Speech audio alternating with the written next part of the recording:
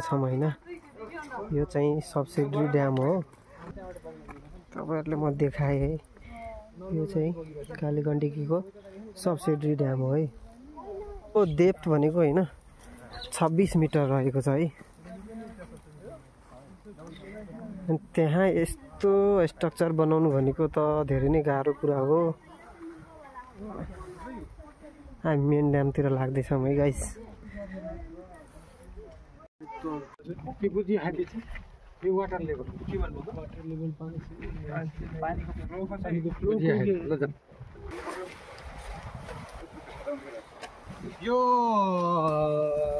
यो के हो भने 500 टेस्टमेन्ट कति गर्नु अरे? 19.33 हो त। 19.33 के हो भने यो हाम्रो समुद्रको सतहबाट हामीले टेकेको जुन यो जग्गा छ नि, यो टेकेको भाग हाम्रो 526 हो। यो पुरा बुझ्यौ नि? 500 के अरे 1500 उचाइमा यस्तो फलफुल फल्छ, यस्तो हुन्छ भन्ने छ नि। त्यस्तै यो 526 हो समुद्रको। ओ माथिको टप छ नि स्केल, त्यो भनेको 524 हो। हैन, त्यो 524 भन्दा माथि हामीले वाटर लेभल ल्याउनु पाउँदैन। यहाँ स्टोर गर्नु त्यो लास्टको जुन छ हामीले वाटर पानी एकदम कमी छ, पुगे छैन।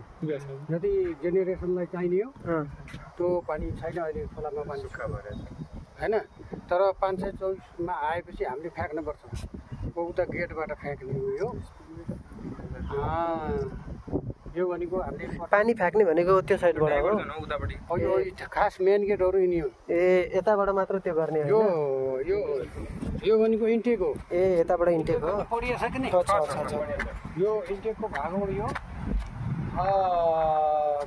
यो इन्टेकको कामहरु त बुझियो होला नि? एकदम यो के हो भने यता आएको जुन आउँछ टोरवाललाई आवश्यकता अनुसार पानी हो यता आउँछ हैन।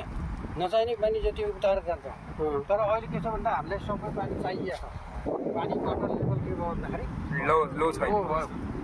अब यहाँ 518 मा उनी यहाँ वाल छ, यसरी वाल छ र आवश्यकता अनुसार 518 को लेभलमा पानी सरेर टोरवाललाई जान्छ। यहाँ पनि वाल छ। यहाँ वाल छ, यसरी वाल छ। पानीले छोप्यो अहिले भने त्यति पानीसम्म छ, पर्याप्त छ। पोखर छुन्ने हो के? जस्तै पोखर छुनेर तपाईहरु गाउँहरुमा कोही पोखर छ खेतमा पाल्ने जम्मा गरेर बल्ल निकास गर्छ। पानी पुग्यो भने खोलाको जो लाइन चाहिँ के नपुगेन भने त हामी पोखर छुनेर फेरि ढकाउने काम गर्छ। हजुर हो, त्यस्तै काम हो यो। यहाँ के हो भन्दा यो पानीलाई छुनेर पावर हाउसमा लाने हो। यो फिल्टर भएर गएको पानी सफा पानी इन्टेकबाट गएको पानीलाई मात्रै लैन्छ। यो फिल्टर पानी हो, टोरवाइनको फिल्टर पानी। यो चाहिँ के हुन्छ भन्दा गाई बस्तु बाख्रा यस्ता यी बुढा बुढी सबै आउँछ यहाँ। हो यो के हुन्छ भन्दा जो मेसिनले जाने तान्छ सफाइ गर्ने काम गर्छ कि त्यहाँ अपरेटर गर्छ र धेरै मुढाहरू आउने यस्तो हो त्यसले समात्छ। यो हिँड्छ यहाँबाट हिँड्छ हैन। तपाईँहरू आज यहाँ भोलि कहाँ हामी यहाँ गेस्ट हाउसमा बस्दैछौँ अहिले। अब भनेपछि उसको अर्को सिस्टमको अलिक गहिराइमा यतापट्टि यो भागमा बुझाइन्छ। यसले भनेको तान्छ सो तानेर डाइरेक्ट 90 मिटर तल त्यसको स्पिडमा जाने खसालिन्छ र त्यसबाट आएको किन जाने बिजुली निकाल्ने काम हुन्छ। त्यो त पढेको छौँ कि होइन? हजुर हजुर अलिअलि त पढिया छ धेरै हजुर। अब यो भनेको क्रसिङमा परेको हुने गेटहरू हुने यो यो सबै यो के छ भन्दाखेरि यो भनेको यहाँबाट फिल्टर भएर गएको पानी ल यता यहाँ फेरि भन्नुपर्छ कि टर्बाइन चाहिँ कता यहाँ के हुन्छ अरूलाई त्यसै हेर भन्न पाइन्छ। अब अलिअलि बुझ्नु खोज्नेलाई यो त खास विषयवस्तु त पर्दैन, तर अलिअलि जान्नुपर्छ। हजुर हजुर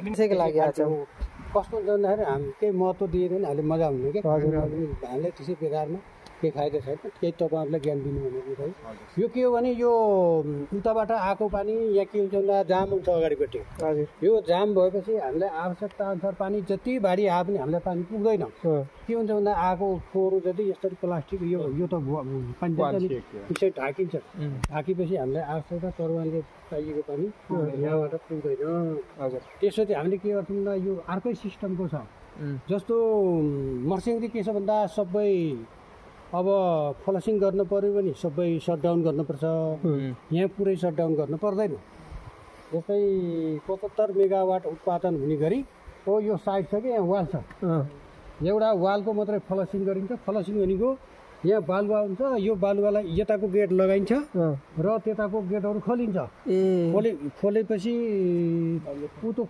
खोलेपछि यहाँ के हुन्छ भन्दा बाँकी रहेको बालुवाहरू जम्मा हुन्छ र यो गेटलाई खोलिदिएपछि त्यो सलक्कै जान्छ यो खास भनेको यो फ्लसिङको लागि यो चाहिँ फ्लसिङको लागि बनाएको होइन फ्लसिङको लागि बनाएको बर्खामा बालुवाहरू आउँछ बालुवा धेरै भयो